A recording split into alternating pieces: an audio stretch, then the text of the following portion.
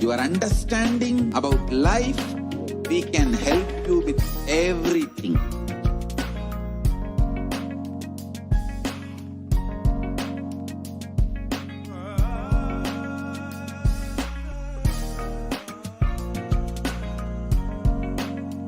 If you are interested in enlightenment, we will immediately bring this to you. If you are not interested, we will explain the whole science, inspire you and make you interested in enlightenment time. We need to cater this enlightenment science to the whole world wherever they are, because enlightenment is the birthright of all human beings. Kailasa is responsible to provide that to all human beings.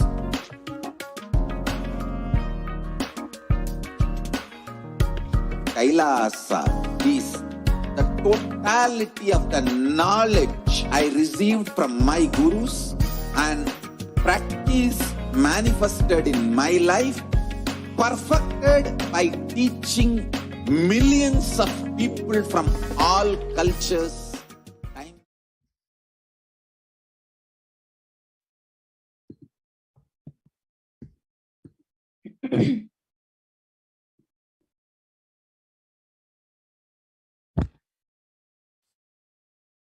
Nithyanandam Paramasukadam Kevalam Jnanamurtim Dhandvatitam Ganadilsham Tadvamastyadilaksham Ekam Nityam Vimalamachalam Sarvadhi Sakshibhutam Bhavatitam Trigunarahitam Sadgurum Tam Namami.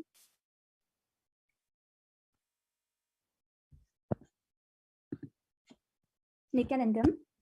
Today, October 24th, is the United Nations Day, and on behalf of Kailasa Nation and with the blessings of the Supreme Pontiff of Hinduism, Jagat Guru Mahasannidhanam, His Divine Holiness Bhagavan Shri Nithyananda Paramashivam, we welcome each and every one of you on this very important day.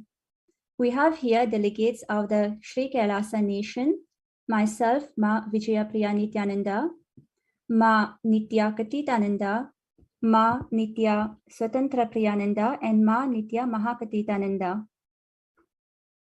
Today is the perfect opportunity to gather from all around the world to pay tribute to the United Nations for their extraordinary contributions to humanity and to discuss how Kailasa's Uniting Nations, founded and led by the Supreme Pontiff of Hinduism, Jagat Guru Mahasannidhanam, His Divine Holiness Bhagavan Shri Nithyananda Paramashivam, has taken the responsibility to achieve the Sustainable Development Goals of 2030 as declared by the United Nations for a peaceful and sustainable future.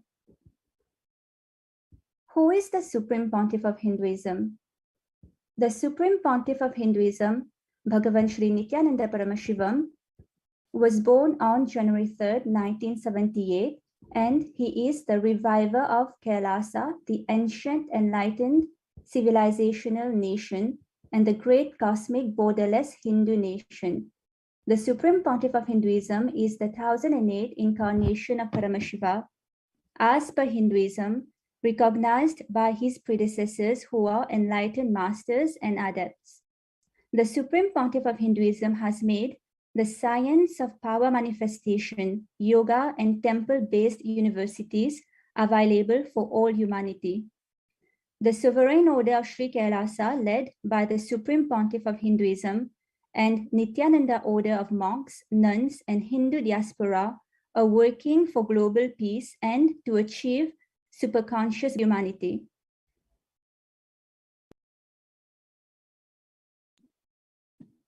Ordained as the 233rd Guru Mahasannidhanam Pontiff of Kanchi Kailasa Sarvanyapitam Tondai Mandaladinam, the 203rd Emperor of the Surya Vamsa Surangi Samrajam, present 293rd Jagat Guru Mahasannidhanam Pontiff of Kailasonnata Shamalapita Sarvanyapitam, present Mahamandaleshwar, Supreme Spiritual Head of Mahanirvanyakada, the largest apex monastic order, ordained as a 1008th Acharya Mahamandaleshwar, the head for all spiritual leaders of Atalakada, the ancient apex body of Hinduism, the present 23rd Guru Mahasannidhanam of Dharma Mukti Swargapura Madinam, the incumbent emperor of the Suryavamsa Surangi Samrajam kingdom, elected as the supreme pontiff of Hinduism in 2015 by a congregation of over 1,000 Hindu leaders, pontiffs, and spiritual leader of the 2 billion Hindu diaspora worldwide. For the past 27 years of his public life, the Supreme Pontiff of Hinduism since an enlightened system for communities all around the world. The Supreme Pontiff of Hinduism has inspired over 30 million Hindus to revive the non-violent-based enlightened ecosystem. The Supreme Pontiff of Hinduism initiated the Minutes for Peace meditation in 2003, and since then, 4.3 billion minutes in meditation have been recorded. The Supreme Pontiff of Hinduism launched the No Hungry Home project with 1 billion free meals served globally since the last 27 years.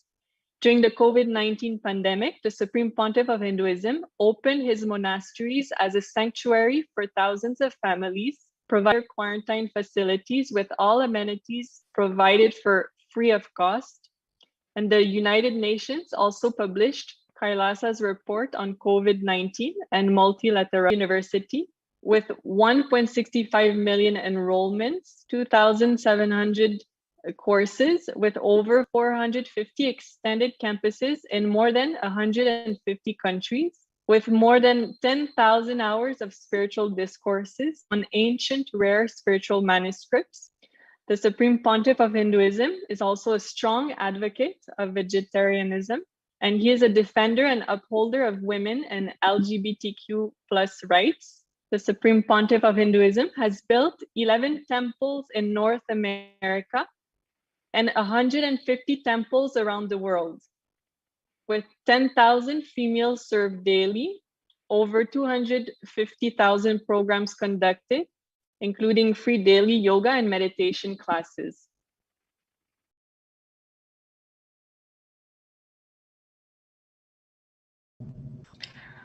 So before sharing about the Supreme Pontiff of Hinduism's contributions to the world with regards to the Sustainable Development Goals 2030 as declared by the United Nations, we would firstly like to present to you the context of which the United Nations was founded.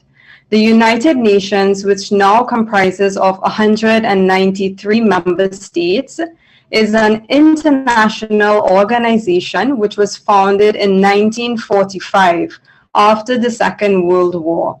And at that time, 51 countries unanimously committed to maintaining peace and security, developing friendly relations amongst nations, promoting social progress for better living standards and human rights.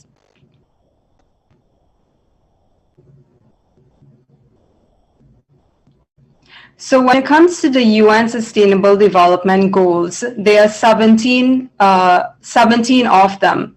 And mostly they were adopted by world leaders in September 2015 at an historic UN summit, which came into force on January 1st, 2016. The objective was to produce a set of universal goals that meet the urgent environmental, political, and economic challenges facing our world. The goal was to mobilize more governments, civil societies, businesses, calling on all people to make global goals their own.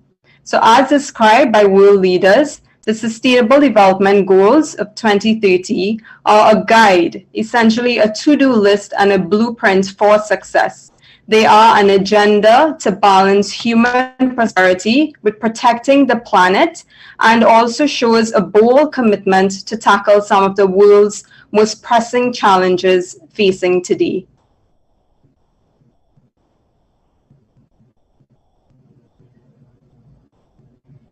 So as mentioned before, there are 17 UN Sustainable Development Goals. The first one is no poverty. Goal number 2, zero hunger. Number 3, good health and well-being. Number 4, quality education. Number 5, gender equality. Number 6, clean water and sanitation. Number 7, affordable and clean energy. Number 8, decent work and economic growth. 9, industry, innovation and infrastructure. 10, reduced inequalities. 11, sustainable cities and communities. 12, responsible consumption and production. 13, climate action. 14, life below water. 15, life on land. 16, peace, justice, and strong institutions. And finally, number 17, partnerships for the goals. And the UN Sustainable Development Goals, essentially Sri Kailasa Uniting Nations has mapped all of 108 causes towards these UN Sustainable Development Goals, which will be shared shortly. 108 causes supported by Sri Kailasa, from child welfare to promotion of food banks, to gender equality, animal rights, original nations, and the list goes on and on. So essentially all of these 108 goals or initiatives by Sri Kailasa Uniting Nations have been mapped also to the UN Sustainable Goals and a lot more. So this will be shared with you right now.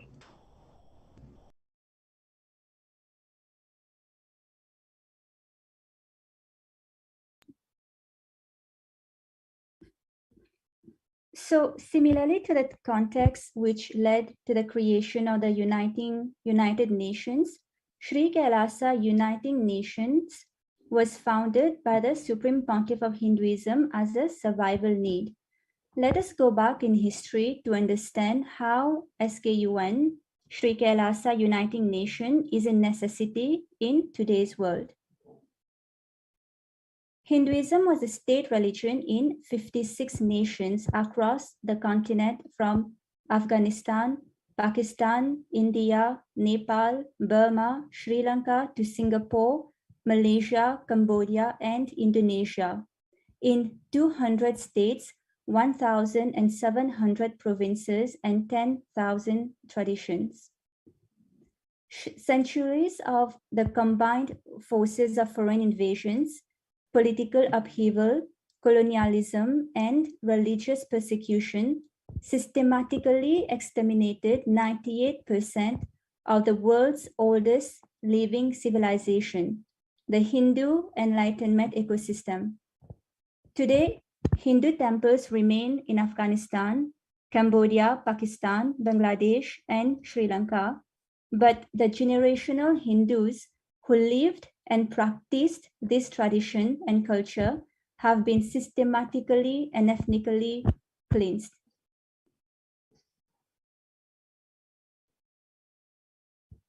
So to preserve the most ancient enlightened ecosystem in the world, as per Hindu scriptures, the Supreme Pontiff of Hinduism declared the independence of the sovereign state of Sri Kailasa as per internationally accepted norms. Following the coronation to establish Kailasa worldwide at the age of just 16, for the past 27 years, the Supreme Pontiff of Hinduism, Sri Nithyananda Paramashivam, as the face of the unified Hindus, has been single-handedly, tirelessly inspiring the dispossessed Hindu diaspora to reclaim their Hindu-centric freedom and stand unified for the centuries-old Hindu genocide.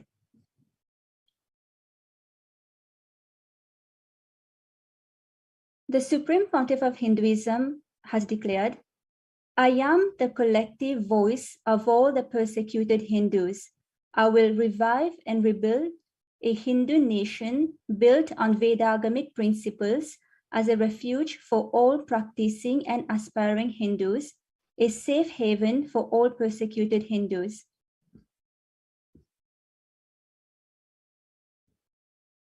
So the Supreme Pontiff of Hinduism, Sri Nithyananda Paramashivam, founded Sri Kailasa Uniting Nations, an initiative to spread the great spiritual truth of Sanatana Hindu Dharma from its Vedagamas all over the world. For the past 27 years, this international body has been responsible for 1. Building relations, building dialogues, inspiring leaders, and uniting nations towards acknowledging the Hindu policies which are universal and life positive as referenced from the ancient text of Hinduism. This is the ahimsa, the non-violent way of bringing acknowledgement to the horrors of the Hindu genocide, the untold facts of the darkest act of mankind on earth, to the most contributing civilization, Sri Kailasa.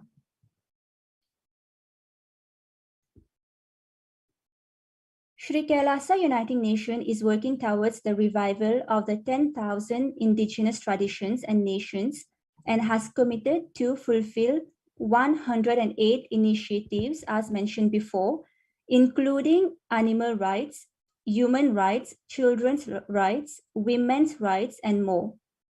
Sri Kailasa is working for uniting the world's nations for 108 such purposes and goals declared based on universal human values and world peace. So you can see all the 108 causes taken up by Sri Kailasa Uniting Nation on Sri Nithyananda Paramashivam page, official page, Sri Kailasa's official page on the website below.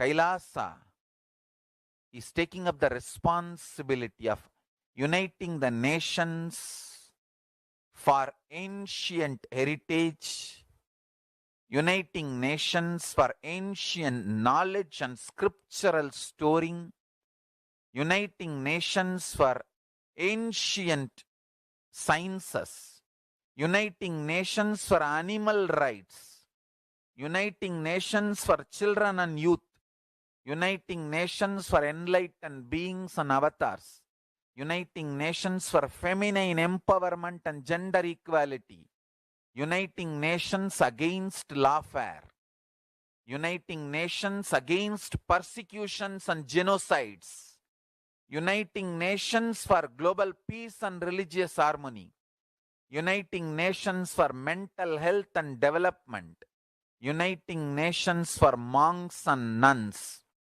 uniting nations for mystical and spiritual sciences, uniting nations for nutritious food and hunger-free world, uniting nations for persecuted religions, uniting nations for revival of ancient civilizations, uniting nations for unique religions, uniting nations for yoga, uniting nations for ancient sacred arts and ancient sacred sciences, uniting nations for consciousness studies and consciousness practices, uniting nations for enlightened cultures and arts, uniting nations for indigenous aboriginal nations and traditions and cultures, uniting nations for advocating peace, uniting nations for yogic sciences, uniting nations for family, uniting nations for rights of the immigrants, uniting nations for safe and supportive entertainment, uniting nations for best right spiritual techniques and methods and technology. Understand? uniting nations for prevention of mass killings, uniting nations for orphans and abandoned children, uniting nations for furthering the researches to find cure for HIV/AIDS, uniting nations for against the atrocities and crimes. We are working in all this line, and devotees, disciples, volunteers are creating organizations in multiple nations to do all this good work.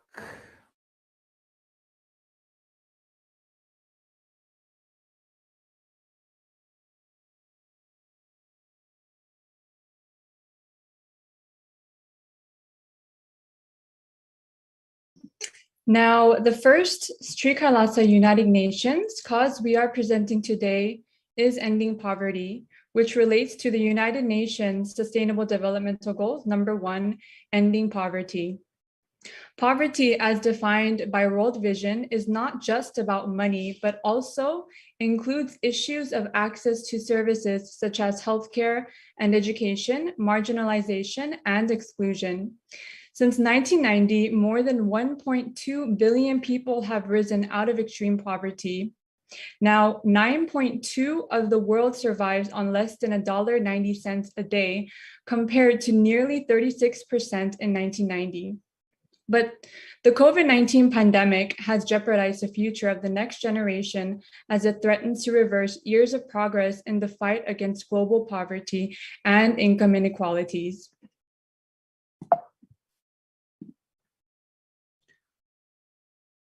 The Vedic civilization was never poor and holds the secrets to the science of wealth manifestation. In fact, the 56 Hindu nations which once existed lived in abundance until 1757. Bengal was the richest province in the whole world. The Vedic civilization offered from the space of Advaita, living in peaceful coexistence with one another, fulfilling their respective responsibilities, thereby equally contributing to the prosperity and stability of the society. We have one Shastra Pramana that we would like to share with all of you. So in Bhagavad Gita, chapter 2, verse 47, Lord Krishna shares an important Hindu principle with all of us, which guides us towards living a life that is based on responsibility instead of being driven by greed, and thereby ensuring the stability and the prosperity of the society. So the translation goes, you have a right to perform your prescribed duties, but you are not entitled to the fruits of actions. Never consider yourself to be the cause of the results of your activities, nor be attached to inaction. We also wanted to share a beautiful Apta Pramana with all of you. So when we read the narration of how the Hindu nation ruled by Bhagavan Rama lived, we can see how stable and prosperous the society was. So the reference is from Valmiki Ramayana, Yuddha Kanda, chapter 128, verses 99 to 101.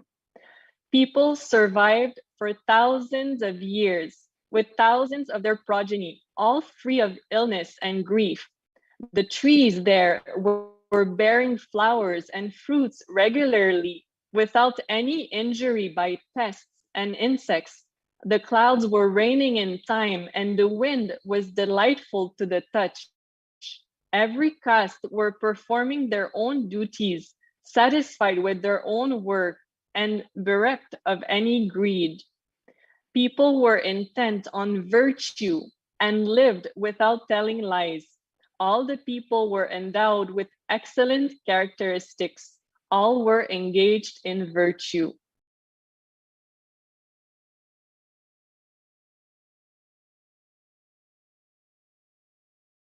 So now we will now listen to a video where the Supreme Pontiff of Hinduism explains how poverty was artificially created by invaders.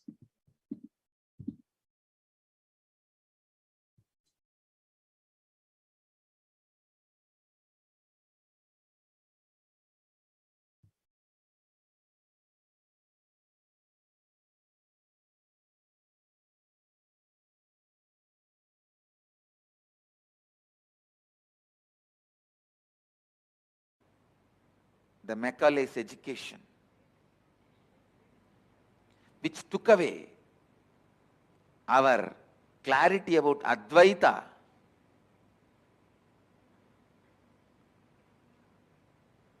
The colonial mental setup,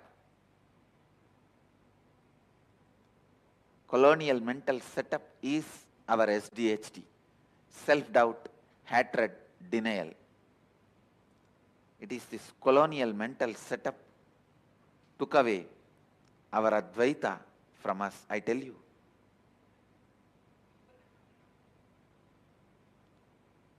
First of all, we never had poverty till we have been swindled by all these invaders. Till 17th century, we were the richest country in the world. We never had poverty. The poverty was imposed on us to break our confidence.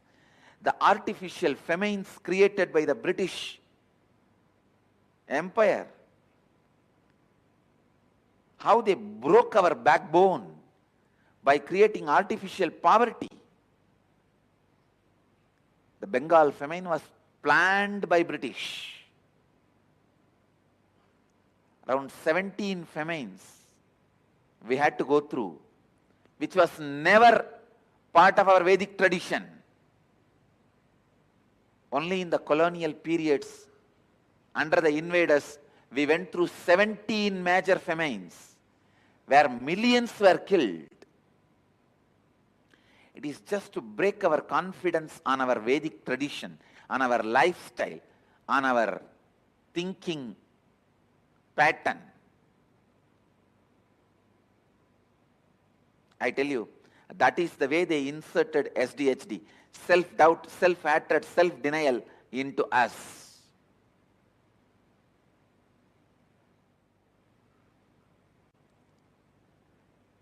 They swindled the country. Ships and ships of gold from this country has been shipped out. And then they start the missionaries and charity, giving few pennies back to us in the name of missionary and charity, to take away our confidence from this great Sanatana Dharma, Sanatana Hindu Dharma.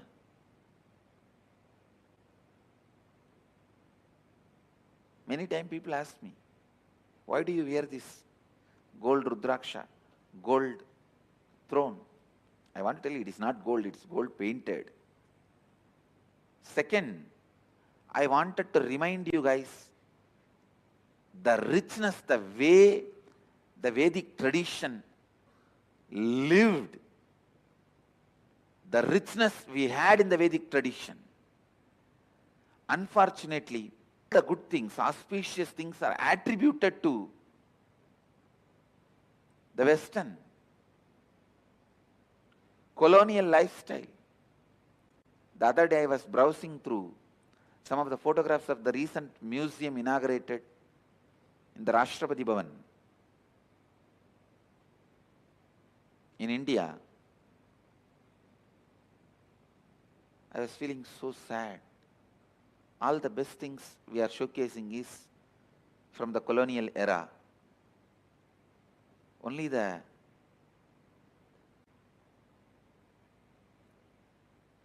British things are gold coated, golden. Very unfortunate. The idea of best life is somehow associated with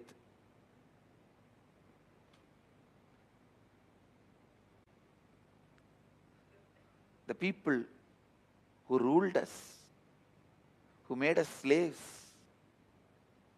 Somehow the good life has become their lifestyle. The idea of good life has been branded as the British lifestyle.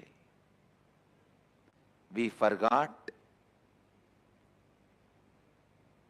the a good life of the Vedic tradition. Last 300 years, 17 famines. What will happen to a civilization? When we look back, you can only remember the 300 years. And you remember only poverty, poverty, poverty as the lifestyle of Vedic tradition.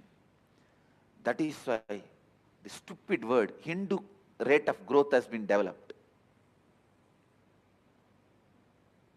Please understand, our self-doubt, self-hatred, self-denial has been created, injected, encouraged by the British by putting us into poverty, showing their lifestyle as a good lifestyle. And still we stupid fellows are practicing and believing the same. Practicing and believing the same.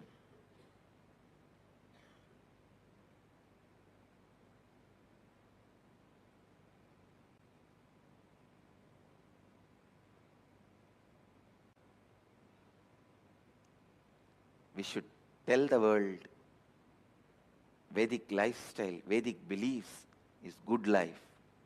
And that brand of good life, royal life, luxury life, best life should be again connected back to living Advaita, the non-dual consciousness. The people who live and practice non-duality does not need to be always with a begging bowl.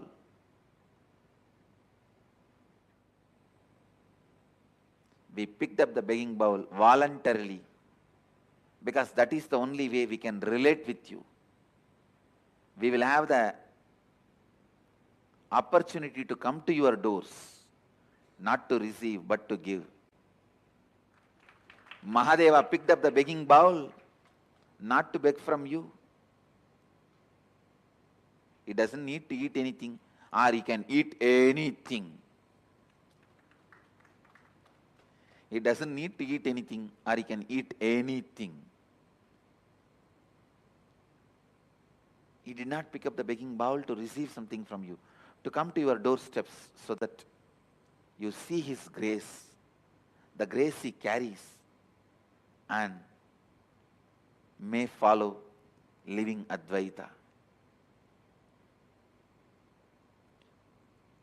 In 1943, millions of people in Bengal starved to death by artificial famine created by British. This was the last effort to break our confidence that we won't be able to survive on our own without British ruling us.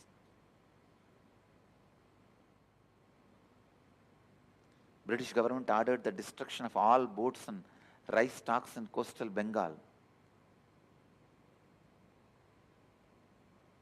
And it exported 70,000 tons of rice for the use of British troops and British civilians. More than 4 million people were made to die to break our confidence in the Vedic lifestyle. But the news was never left out because British authorities took the advantage of wartime censorship. See, wartime you have the power to stop the news. They took the advantage of the wartime censorship to keep this news quiet. I tell you, it's unfortunate.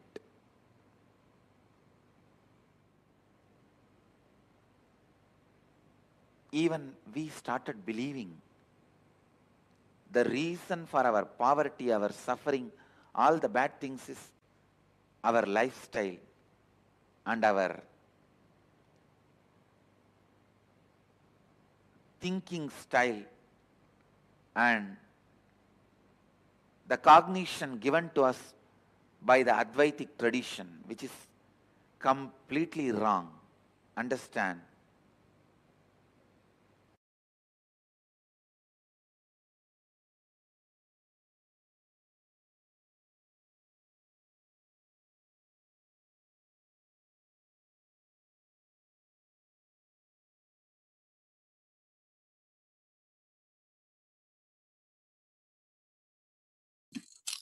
The Supreme explained that the whole Bengali psyche was destroyed due to the fear of mass deaths where thousands died because of women.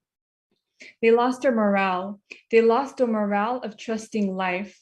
The whole Bengali consciousness was suffering with the root pattern of life is cruel. To clean and heal the collective consciousness, the Supreme Pontiff of Hinduism has conducted multiple workshops on the secrets of manifesting wealth as per the Hindu scriptures and initiated thousands into wealth consciousness.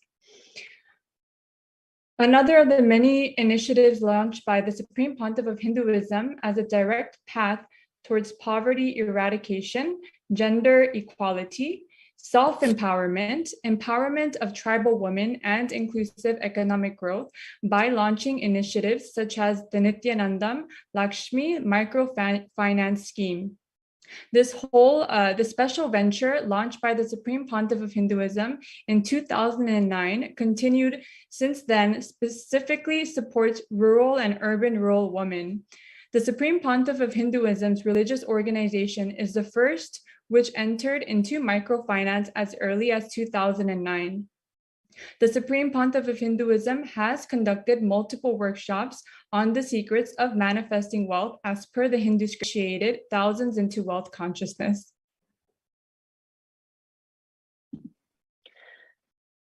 The second Sri Kailasa Uniting Nations cause that we're presenting today is free education for all, which relates to the United Nations Sustainable Development Goal number 4. So what is education? As per the UNESCO's definition, education is the process of facilitating learning or the acquisition of knowledge, skills, values, beliefs, and habits. What is quality education? Quality education, as per UNESCO's definition, specifically entails issues such as, number 1, appropriate skill development, 2nd, gender parity, 3rd, provision of relevant school infrastructure, equipment, educational materials, and 4, resources, scholarships, or teaching force. Now, some statistics. In developing countries, 1 in 4 girls are not provided basic education. 103 million youth worldwide lack basic literacy skills, and more than 60% of them are women. But in Hinduism, education is a fundamental right. Hinduism promotes and ensures free education for all. Hinduism argues that true empowerment emerges through an understanding of the knowledge, which in turn leads to unity with the universe. It is believed to be a fundamental right for everyone to be taught and imparted knowledge.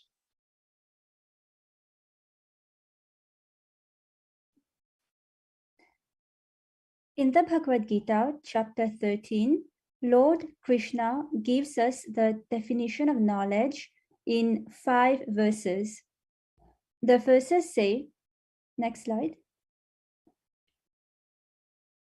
The verses say, humbleness, freedom from hypocrisy, non-violence, forgiveness, simplicity, service of the Guru, cleanliness of body and mind, steadfastness and self-control, dispassion towards the objects of the senses, absence of egotism, keeping in mind the evils of birth, disease, old age, and death, non-attachment, absence of clinging to spouse, children, house, and so on, even-mindedness, amidst desired and undesired events in life, constant and exclusive devotion towards me, and inclination for solitary places and an aversion for mundane society, constancy in spiritual knowledge, and philosophical pursuit of the absolute truth.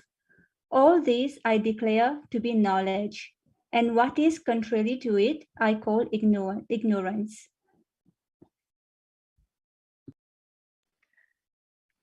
And now we will be listening to a video where the Supreme Pontiff of Hinduism explains how education can only be called education when it leads to the production of human beings of higher consciousness, which is exactly what the Vedic education, the Gurukul system, is designed to do.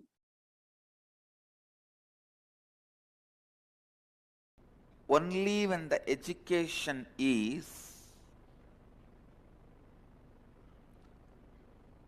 producing the human beings of higher consciousness, it can be called as education.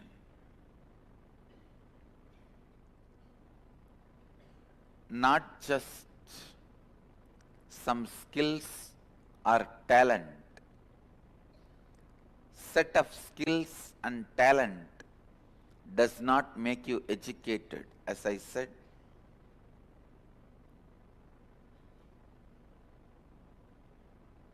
Uneducated are those who are educated only in schools.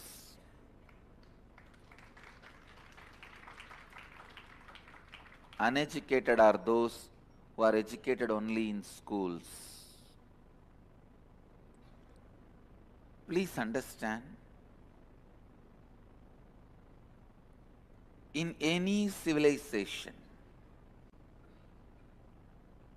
any culture, any country, any society, if there is a peace, there will be a lot of research and development.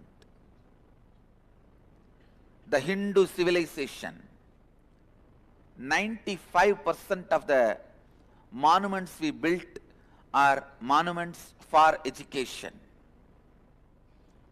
3% is for great educators and teachers. Understand? All our temples are not monuments of some war victory. It's a place for education in memory of the great teachers and educators. It's a Samadhi of Siddhas. Based on the monuments, you can understand what was highly respected in that civilization, in that society. There was so much peace, so much of research, development, so much of knowledge creation and spreading, so much exploration on space, under the water, under the earth, into the fire. So much has been done, so much knowledge was available.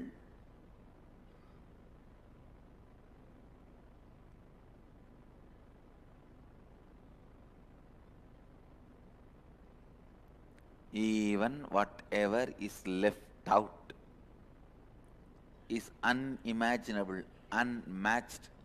Humanity may take at least 5,000 years to catch up with Vedic knowledge. To catch up with our education system, they may take even 10,000 years.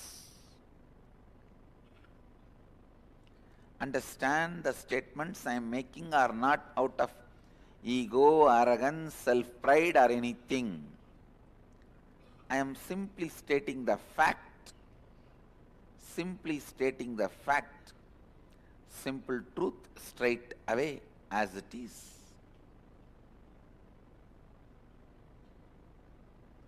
Simple truth straight away. We put so much of attention on Arjuna becoming a greatest warrior from an emerging out of Gurukul, but we forget from the same Gurukul, Sahadeva emerges as the greatest astrologer. It means what? a whole department of astrology was functioning in the. But we were so glamored by Arjuna emerging as the greatest archer and Bhima emerging as the greatest wrestler.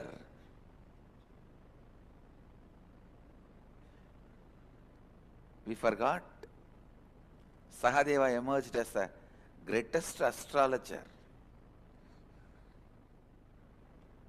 Please understand, even to be a greatest archer, you need the knowledge from multiple other disciplines. What we built, what we revered, what we respect, what we want to be, what we want to remember, how we want to be remembered. Understand these two. What we want to remember when we were in the body, life, how we want to be remembered by our next generation. All these aspirations were centered on education. All these aspirations were centered on education.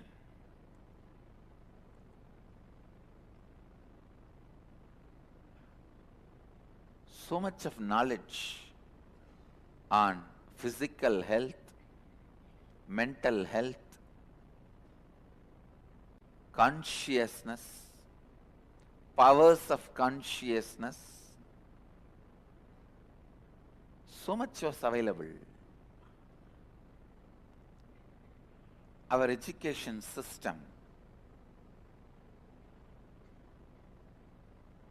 our Gurukul system, making human beings should again become the mainstream education system.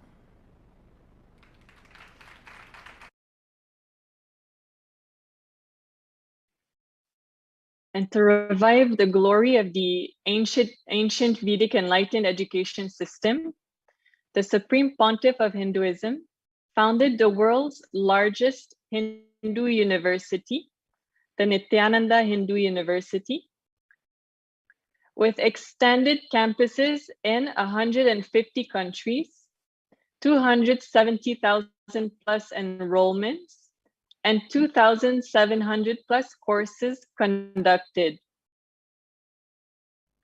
Through the Nithyananda Hindu University, the Supreme Pontiff of Hinduism is collecting 1 million source books of Hinduism and making the pursuit of degrees and doctorates available to all.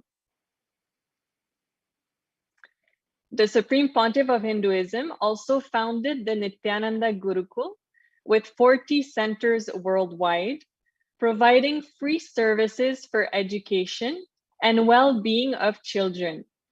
The Supreme Pontiff of Hinduism has revived the authentic Gurukul system, which provides gender equitable access to free quality education in English, science, history, and math, as well as all the Vedic sciences, such as meditation, yoga, and arts, and a safe place for girls to learn.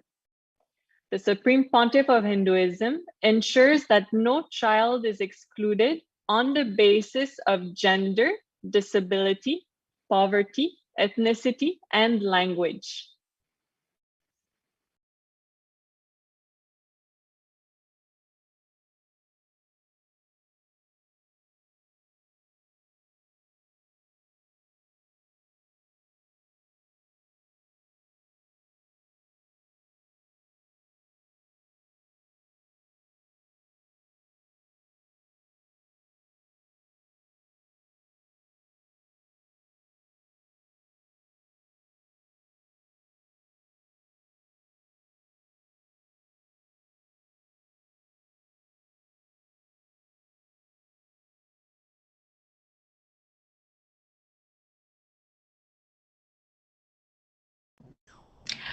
Okay, so while the slide's up and running, we will now move into renewable energy and affordable and clean energy. And this is mapped to the UN system and goals number 7, which is clean and affordable energy. So by now you may have understood the entire context of Sri Kailasa Uniting Nations, the 108 initiatives led by the Supreme Pontiff of Hinduism, His Divine Holiness Bhagwan Nithyananda Paramashivam, and how all of this is being mapped to the UN Sustainable Development Goals. And we would have spoken about education as well as ending hunger. So now as we move into renewable and affordable clean energy, the first thing that we must know of is the definition. What is clean energy or renewable energy? So clean energy or renewable energy is defined as the useful energy that is collected from renewable sources, which are naturally replenished on a human time scale, including carbon neutral sources such as sunlight, wind, rain, tides, wave, and geothermal heat. And geothermal heat, for those who may not know, it comes from heat that is developed from volcanic activity.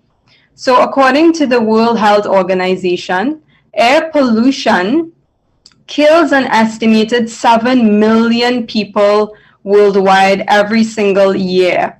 The WHO data shows that almost all of the global population, which is 99%, breathe air that exceeds WHO's guideline limits containing high levels of pollutants, with low and middle income countries suffering from the highest exposures. And this has led to increased mortality from stroke, heart disease, chronic obstructive pulmonary disease, lung cancer, and even acute respiratory infections. So many may not even know that air pollution actually causes so many other health issues, not just lung cancer or respiratory, linked to even heart attacks and stroke.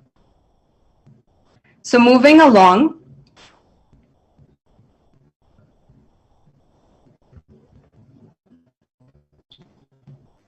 the Supreme Pontiff of Hinduism has spoken many things and shared many revelations from the ancient civilization. And he spoke very clearly about the Vedic sciences and technology when it comes to affordable and clean energy. And he says that a source of energy that is completely sustainable actually exists.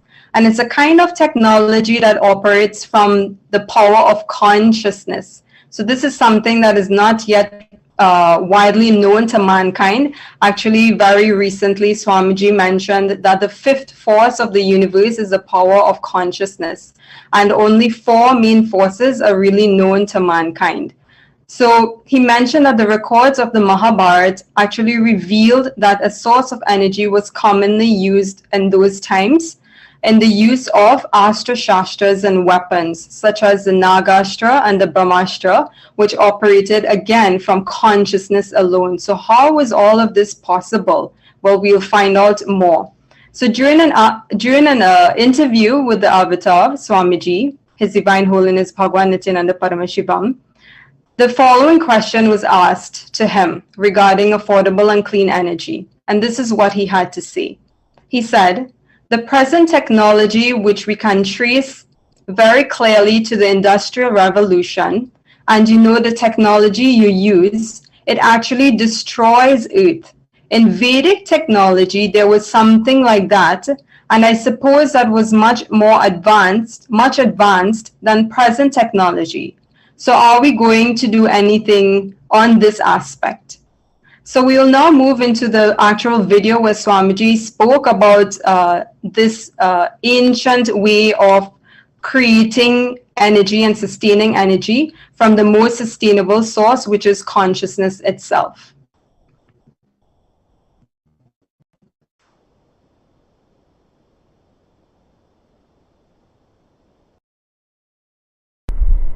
In Vedic technology, all the resources are from other planes and other places. We were importing. Surya comes and gives his powers Then Indra comes and gives his Vajra. Varuna comes and gives his powers. It is all imported. But in this modern industrial revolution, the resources have to be sucked from here and made into different shapes. And the human greed is not leaving even the source to be alive.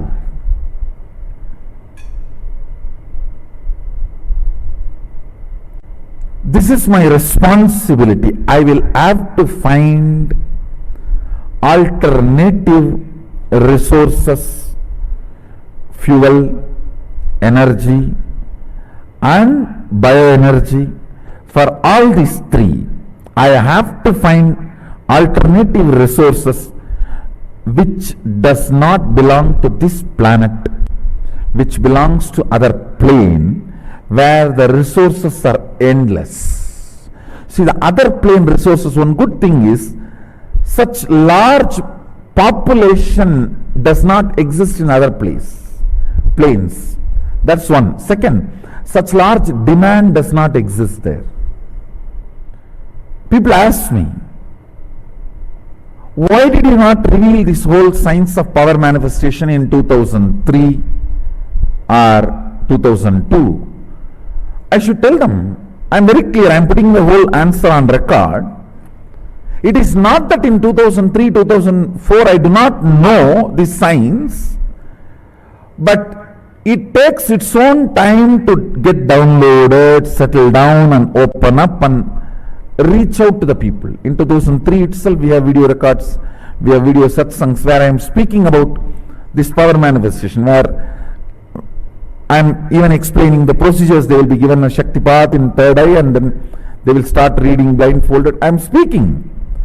But it took at least 3-4 years for the whole science to settle down, body to adjust for that vibration, for that frequency, and for that to manifest, and that kind of a disciples to come and receive. The whole thing to become a demonstrable Sakshi Pramana. It took at least 3-4 years. Same way, now I know the Shastra Pramana and Apta Pramana, and even as Atma Pramana, that it is getting downloaded. Just today I was telling that the Aushada for immortality is already become my Atma Pramana now, which was Shastra Pramana, Apta Pramana. It is already now my Atma Pramana. Today only I said, let it be on record, at least for the sake of history. For this to become Sakshi Pramana, I am roughly looking at next at least 2 years. All these sciences are not dead. We just need to take the responsibility to receive them and manifest them and properly organize it to make it user friendly and reach it out to the humanity. I should say my whole mission is that only. My whole life is that only. And surely, at least within next 5 years, I will find an alternative resource. Fuel, energy and bioenergy. When I use the word bioenergy, the energy which is needed to run the body. There will be, actually there is, the external resource which can make the human body without any food or the water or any need from this plane. So the preliminary understanding which I received, I started sharing through the Nirahara Samyama, but now I know there is a clear resource available.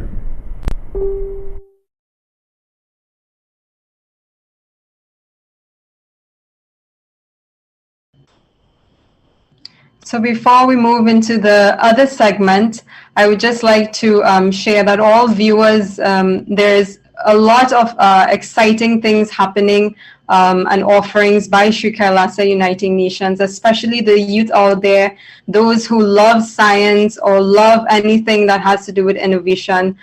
This is a really really incredible space to be in. And Swamiji, His Divine Holiness Bhagwan Nithyananda Paramashivam, is bringing all of this to the world for the benefit of humanity.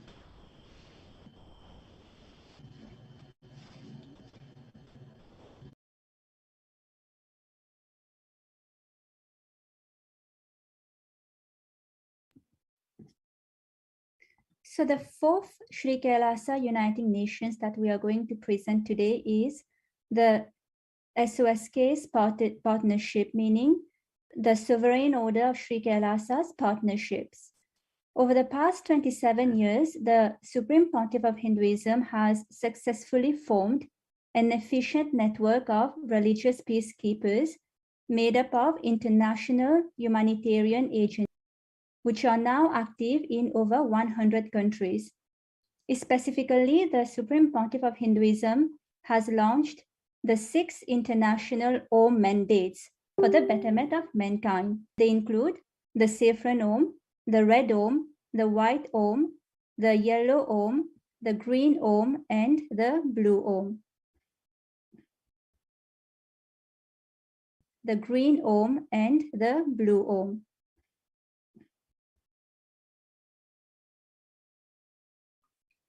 In all the humanitarian initiatives, the Sri Kailasa Uniting Nations has partnered with the 6 Oms to provide fundamental services to the globe where they operate, including charitable relief, counseling, youth and women empowerment, animal rights, environmental protection, revival of indigenous traditions, and running educational institutions. By doing so, the Supreme Pontiff of Hinduism works to raise humanity to the next level of conscious evolution through spiritual strength, thereby leading the way to a sustainable future. Recently, Kailasa has established diplomatic relations and partnership with the government of Uganda to eradicate hunger, foster youth leadership, holistic health, education initiatives, environmental stewardship, and sustainable living. The Supreme Pontiff of Hinduism has received over 1,000 of recognitions from government officials from many countries, including the US and Canada, in the form of proclamations, letters, and certificates of recognitions. And also, thus far, 4 of Kailasa's reports on the persecution on the Supreme Pontiff of Hinduism and Kailasa, and also the contribution to humanity, especially during COVID, has been published by the United Nations. And some of the reports, the media disinformation in India, which was published by the United Nations Special Rapporteur for Freedom of Opinion and Expression, the persecution of the Supreme Pontiff of Hinduism and indigenous women of Kailasa, and also a report on femicide against women was also published by the United Nations, and Kailasa's COVID care solutions and multilateralism. And as we can see on the screen, some of the recognitions that Sri Kailasa and the Supreme Pontiff of Hinduism have received in recognition of the humanitarian services.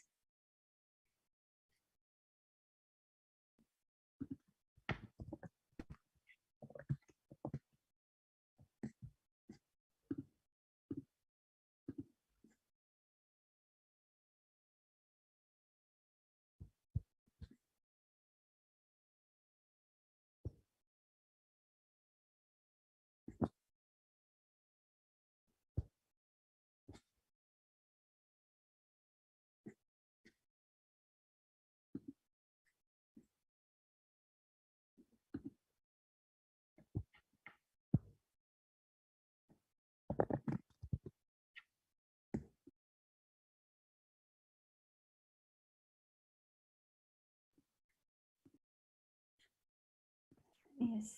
So on behalf of Kailasa Nation, we sincerely thank each and every one of you for your online presence today to discuss the numerous efforts of the Supreme Pontiff of Hinduism and Kailasa towards the achievements of the Sustainable Development Goals of 2030. Hinduism, revived by the Supreme Pontiff of Hinduism, is the solution and shows humanity the path towards a non-violent and sustainable future.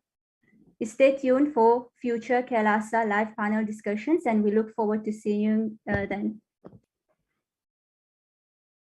Om Purnamada Purnamidam Purnat Purnamudashyate Purnasya Purnamadaya Purnamevavashishyate. Om Shanti Shanti Shanti. Bhagavan Shri Nithyananda Paramashivam Padukarpanamastu. Om Nithyanandam.